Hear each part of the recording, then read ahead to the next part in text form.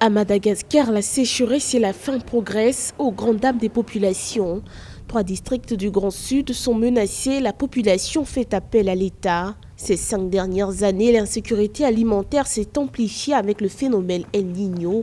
Dans 9 communes australes de l'île Rouge, la situation est de plus en plus dramatique. Le Sud est toujours dans une très grande alerte. Il fait partie notamment des régions dans le monde des grands oubliés. Au président Hans Rajwen, l'un de ses premiers déplacements à l'intérieur de Madagascar, ça a été dans le Grand Sud. C'est pour montrer qu'il y a eu une prise de conscience des autorités et un certain nombre d'actions ont été mises en place face au phénomène croissant et à la dangerosité à laquelle est exposée la population malagasy. D'ici mars 2020, l'Organisation des Nations Unies pour l'alimentation et l'agriculture FAO prévoit 730 000 malgaches en situation d'insécurité alimentaire.